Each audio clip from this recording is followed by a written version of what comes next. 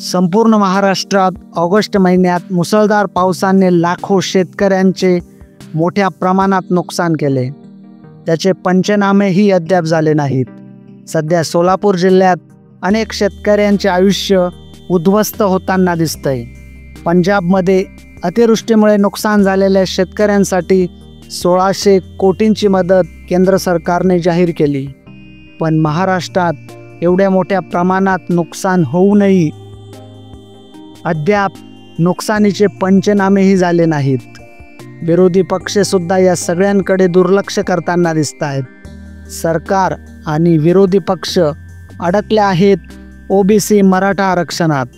मग सरकार मराठा ओबीसी आरक्षणाचा मुद्दा उचलून शेतकऱ्यांची झालेली नुकसान, कांदा प्रश्न या सर्वांकडे जाणून बुजून दुर्लक्ष करता आहे का? पाहूया सविस्तर या व्हिडिओच्या माध्यमातून. व्हिडिओ शेवटपर्यंत बघा. ऑगस्ट महिन्याच्या 3ऱ्या आणि 4थ्या आठवड्यात मराठवाडा, विदर्भसह संपूर्ण महाराष्ट्रात मोठ्या प्रमाणात अतिवृष्टी झाली. हजारो शेतकऱ्यांचे लाखोचे नुकसान झाले.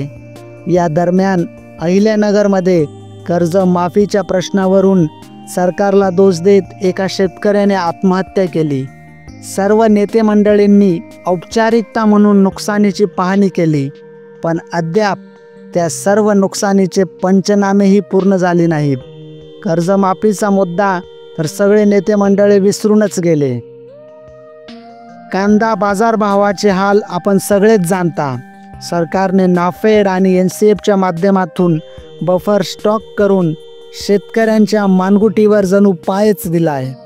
ज्या कांद्याचा उत्पन्न खर्च 20 रुपये प्रति किलो एवढा येतो, तो 5 ते 6 महिने साठवून त्याच्यात 25 ते 30% घट करून 10 रुपये किलो दराने शेतकऱ्यांना विकावा लागतोय.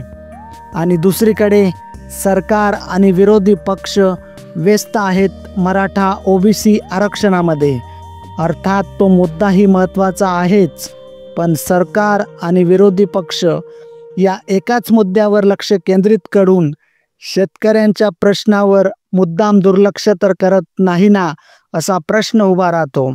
पंजाबमध्ये राज्य सरकार आणि केंद्र सरकारांकडून तातडीने मदत जाहीर झाली.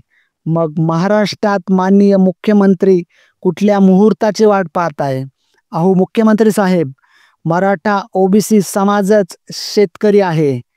त्यांची शेती टिकली, पिकांना योग्य भाव मिळाला, तेव्हाच ते आपल्या लेकरा बाळांना शिकवतील, मग आरक्षणाचा फायदा मिळेल.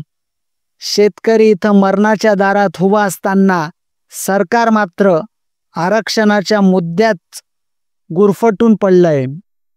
या सगळ्या गोष्टी बघता सरकार मुद्दाम मराठा ओबीसी बांधवांना या आरक्षणाच्या मुद्द्यात गुरफटून ठेवण्याचा प्रयत्न करतंय का, असा प्रश्न निर्माण होतो.